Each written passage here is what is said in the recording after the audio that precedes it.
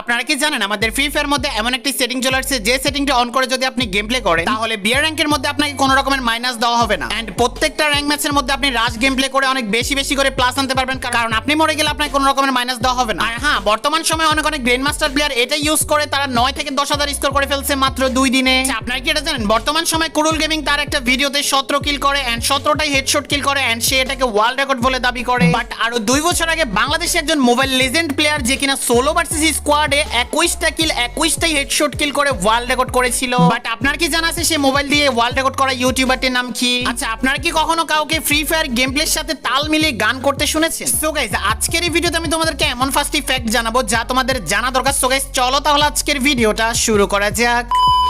So number 5 যে factory আছে guys, আমাদের ফ্রি ফায়ার গেমস এর গেম প্লের সাথে তাল মিলিয়ে কখন আপনি বাংলা গান করতে কাউকে দেখেছেন বা শুনেছেন কখনো? সো সর্বপ্রথম যে গেম প্লের সাথে গান তাল মিলিয়ে বাংলা গান করা হয়েছিল সেটা হচ্ছে এটি।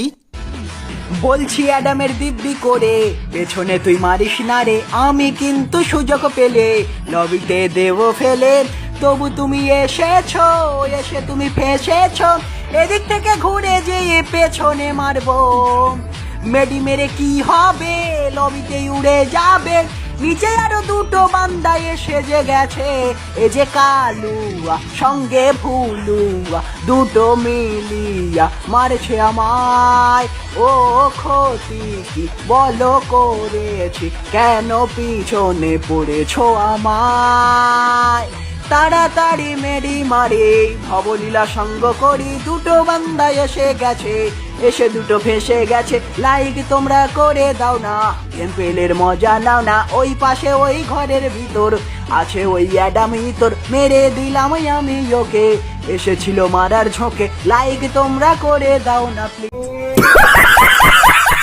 সো গাইস, গেম প্লের সাথে গানটা কেমন মিলছে এন্ড তোমাদের কাছে কেমন লাগছে অবভিয়াসলি কমেন্টে জানাই দিও।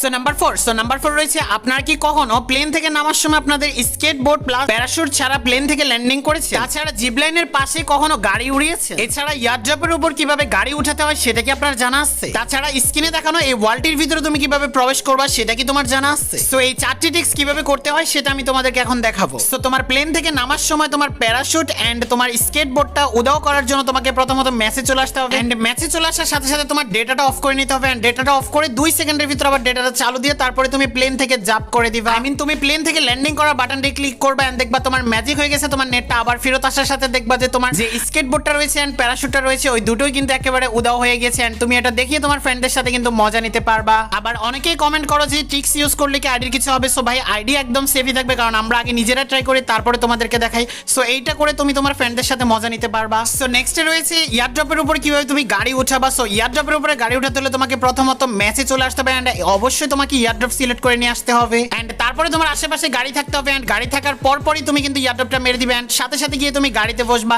এন্ড গাড়িতে বসে তুমি যেখানে এয়ারড্রপটা ফেলছো তখন কিন্তু ওইখানে সামনে এসে দাঁড়াবে এন্ড আরেকটু পরে গিয়ে তুমি যখন গাড়িতে উঠবা গাড়িতে উঠে তোমার ডেটাটা অফ করবা এন্ড দেন তারপরে যে তুমি তোমার গাড়িতে উঠবা এন্ড 99+ যখন হয়ে যাবে তোমার তখন যে আবার ডেটাটা অন করবা এন্ড তারপরে তোমার নেটটা একটু হালকা ঠিক হওয়া পর্যন্ত তুমি গাড়িতে বসে থাকবে এন্ড যখনই তোমার নেটটা ফুললি সেভ চলে আসবে এন্ড তখনই তুমি এয়ারড্রপের সামনে যাবা এন্ড তারপরে তুমি তোমার গাড়ি থেকে নেমে যাবে এন্ড দেখবা যে সাথে সাথে এয়ারড্রপের উপরে কিন্তু এখানে কিন্তু তোমাকে এয়ারড্রপটা কিন্তু দেখাবে যে এয়ারড্রপ উধাও হয়ে আছে বাট এখানে কিন্তু এয়ারড্রপ পড়ছে এন্ড এখানে কিন্তু লুটও কিন্তু আমি পেয়ে গেছি এন্ড গাড়িও কিন্তু একেবারে উপরে উঠে গেছে এন্ড কিছুক্ষণ পরে তুমি যখন ও পাশে যাবা তখন কিন্তু তোমাকে কিন্তু এয়ারড্রপটা শো করবে গেরিনা, কারণ গেরিনার এটা একটা গ্লিচ হয়ে যায় এন্ড তখনই কিন্তু তোমার এয়ারড্রপটা শো করে ফেলে যখন তুমি ওই পাশে গিয়ে দাঁড়াও এন্ড এইভাবে চাইলে তুমি তোমার ফ্রেন্ডদের সাথে মজা নিতে পারবা। এন্ড এরপরে হচ্ছে তুমি কিভাবে এই দেওয়ালের ভিতর ঢুকবা এন্ড র্যাঙ্ক ম্যাচের মধ্যে তুমি এই দেওয়ালের ভিতর পুশ করবা কিভাবে সেটাই আমি তোমাদেরকে এখন দেখাবো। সো এই দেওয়ালের ভিতর ঢুকতে হলে তোমাকে মূলত যে রিভাইভ দেওয়ার একটা ক্যারেক্টার রয়েছে ওই ক্যারেক্টারটি তোমাকে ইউজ করার জন্য নিয়ে আসতে হবে এন্ড তোমার এখানে যে গাড়িটা রয়েছে এই গাড়িটার সামনে তুমি এইটা জ্বালিয়ে দিবা দেন তারপরে তোমার কাছে একটা গ্রেনেড থাকতে হবে এন্ড গ্রেনেডটা মেরে দিবা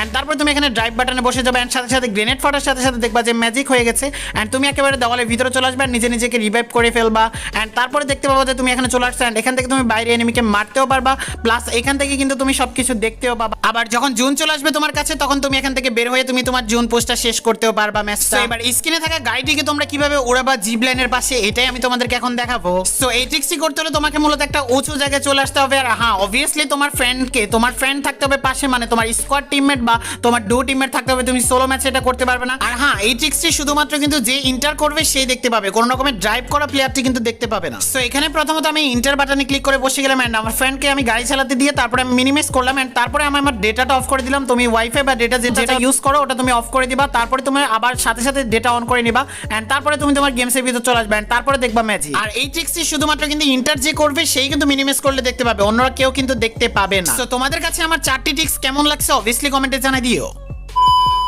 সো নাম্বার 3 তে রয়েছে গাইস আমাদের ফ্রি ফায়ার গেমস এর মধ্যে সর্বপ্রথম কোন গান স্কিনটি এসেছিল সেটা কি তোমাদের জানা আছে? আই মিন কোন রকমের অ্যাবিলিটি না দিয়ে জাস্ট আমাদেরকে গান স্কিনে কালার করে গান স্কিন দিয়েছিল প্রথম কোন স্কিনটি সেটা কি তোমাদের জানা আছে? সো অনেকে বলতে পারো যে এই ইউএমপিটি আমাদেরকে সর্বপ্রথম স্কিন হিসেবে গান স্কিন হিসেবে দেওয়া হয়েছিল কোন রকমের অ্যাবিলিটি ছাড়া, বাট এটা কিন্তু যারা যারা ভাবছো তারা একেবারে ভুল। আর হ্যাঁ, সর্বপ্রথম আমাদেরকে গান স্কিন দেওয়া হয়েছিল কোন রকমের অ্যাবিলিটি ছাড়া। যে গান স্কিনটি দেওয়া হয়েছিল সেটা হচ্ছে স্কারের সর্বপ্রথম এই গান স্কিনটি। আচ্ছা, তোমরা কি এটা জানো আমাদের গেমসের ভিতর সর্বপ্রথম অ্যাক্টিভ ক্যারেক্টার স্কিল কোনটা এসেছিল?